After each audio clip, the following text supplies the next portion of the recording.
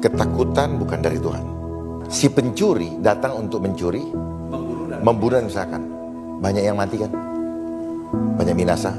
Mencuri apa yang dicuri? Damai sejahtera. Damai sejahtera dicuri karena kebodohannya, karena kurang pengetahuan. Akhirnya mati sia-sia dan masuk binasa. Nah, itu yang terjadi. Kenapa sia-sia? Karena kurang pengetahuan. Pengetahuannya apa? Kalau kita banyak pikiran, asam lambung ini akan berhubungan dengan reaksi kimia di dalam tubuh. Kalau kita banyak pikiran, kita penuh dengan ketakutan, di tubuh manusia akan bergolak reaksi kimia beracun. Ya, dan selnya juga nggak akan. Ya, yang saya sebut dengan hormon kortisol. Dia akan memicu asam lambung naik. Nah, asam lambung yang naik akan menutupi pernafasan kita dan slim itu akan menjadi lengket seperti lem. Nah, ketika pori-pori sel itu tertutup, kan sel ini kan punya pernafasan juga, Pak, punya pembuangan, ya, sel. Dia hidup. Kalau dia shutdown, terus kemudian kepanikan dan ketakutan itu semakin menggila, dan akhirnya si asam lambung tidak bisa menembus ini, dia akan mendesak ke jantung. Makanya rata-rata kena jantung dan kena ini napasan. Nah, seperti itu. Semua karena pikiran. Orang kalau punya pikiran, Pak, pikiran negatif, lemah, Pak, badan. Otomatis. Makanya hati yang gembira adalah obat. Obatnya manjur. Manjur. Nah, kenapa manjur? Karena ketika hati yang gembira, karena penuh dengan damai sejahtera, penuh dengan shalom, maka hormon di dalam tubuh kita akan menghasilkan hormon positif, yaitu hormon endorfin, hormon yang memudahkan kita senyum, hormon dopamin, oksitosin, serotonin itu hormon yang bahagia, dan interferon. Interferon itu kalau orang ada kanker, lewat habis semua. Makanya terjadilah sesuai dengan imanmu. Jadi waktu Alkitab bilang hati yang gembira adalah obat, itu secara teknologi bisa dibuktikan bahwa ada hormon. Yes, otomatis itu, Pak. Karena tubuh kita sudah diperlengkapi oleh senjata oleh Tuhan untuk merecovery dirinya sendiri tanpa bantuan dari luar. Tuhan udah nyiapkan dari alam. Tubuh kita ini diciptakan dari tanah. Berarti yang koheren dengan tubuh kita adalah segala sesuatu yang ada di dalam tanah. Gak mungkin dari kimia yang datang. Nah, sekarang kalau bicara tentang fear tadi atau ketakutan tadi, adakah hubungannya dengan peristiwa yang terjadi hari-hari? Ada. Karena ini adalah cara untuk menggiring. Karena gini, kenapa ketakutan yang dijadikan isu? Kalau cuman bilang tidak ada uang atau negara kolaps, gak punya bangkrut dan sebagainya, gak menakutkan orang. Yang penting gue masih bisa ketemu saudara gue. Tetapi kenapa? Karena tadi perlu percepatan untuk segera menguasai mindset manusia. Perlu diperhatikan, setiap sistem itu sifatnya masif. Masif itu memaksa skala besar dan intensitas tinggi. Memaksa ini apa? You don't have another chance. Kita tidak punya another option.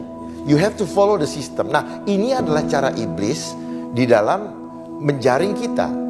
Kalau Tuhan memberikan free will, kalau dia nggak bisa memberikan free will, nah kita mau digiring, mau orang taat, mau enggak, ikut semua. Itu kan ada dalam firman Tuhan, bahwa orang taat apa enggak mau dibawa semua, dimasukin ke dalam sistem yang nanti pada akhirnya Tuhan temukan kita sudah masuk dalam registernya dia.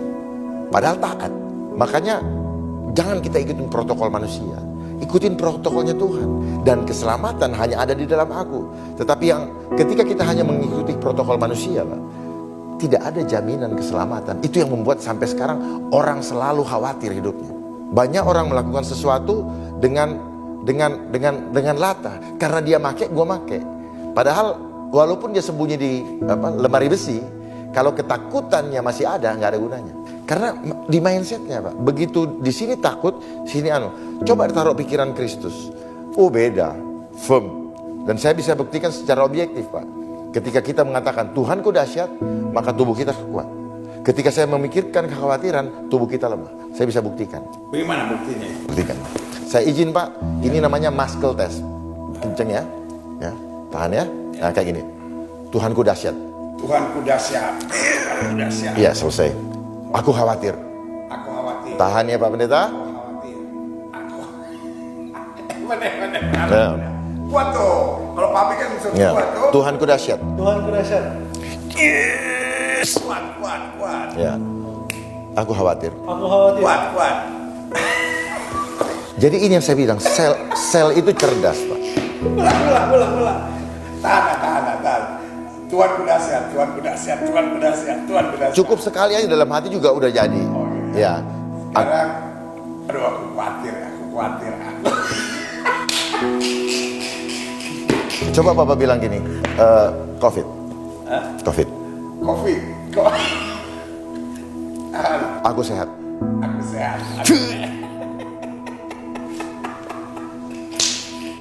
Itulah sel Pak. Sel. Jadi Jadi terbukti ini. jadi inilah gelombang. Bab apa yang Betul.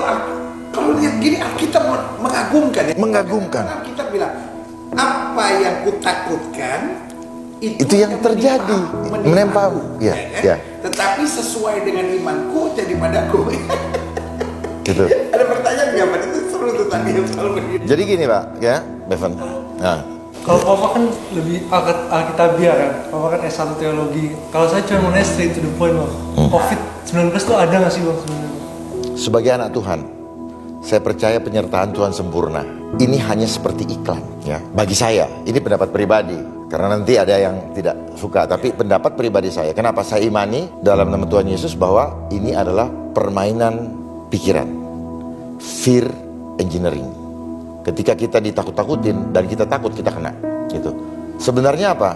Apa saja kalau dipropagandakan, kayak misalnya jualan, misalnya Evans gitu. Wah, terus semua media mendukung, semua di sini mendukung, semua gitu. Jadi barang itu.